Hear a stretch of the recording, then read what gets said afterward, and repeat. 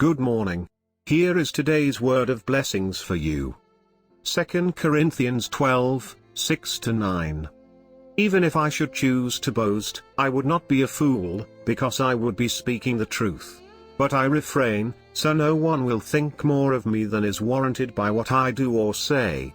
Or because of these surpassingly great revelations. Therefore, in order to keep me from becoming conceited, I was given a thorn in my flesh, a messenger of Satan, to torment me. 3 times I pleaded with the Lord to take it away from me.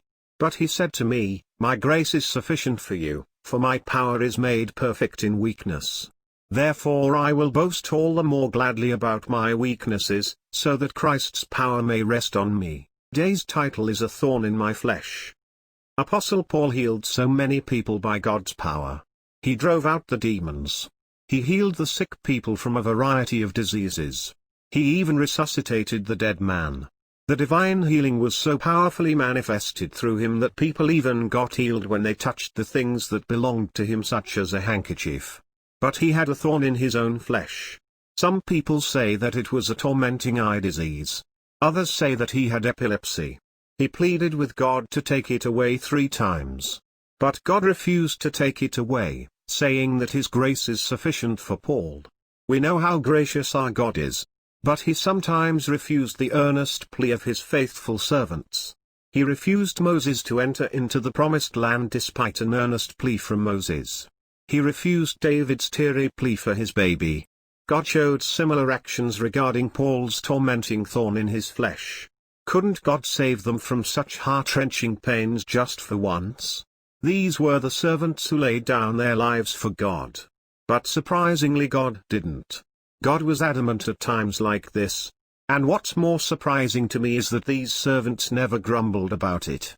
After God's refusal to his earnest plea, Apostle Paul said that he will boast all the more gladly about his weakness.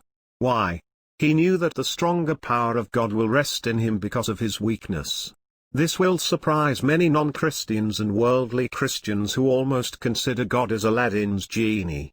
Of course, God listens and answers our prayers. But he is not Aladdin's genie who does everything as Aladdin wishes. God rather sovereignly directs our ways. With or without thorns is completely up to his sovereign wisdom and will. What really matters to us is whether Christ's power rests on us or not. If Christ's power rests stronger on us because of the thorn in our flesh, may it ever be. That is genuine faith. Do you have any thorn in the flesh? We all have it one way or another. Are you praying for it? Of course you should. But are you ready to boast in your weakness when God says, "My grace is sufficient for you"? This will be never easy. But if you can say yes to that, you are a truly faithful servant of God. That's the greatest blessing of all. Amen.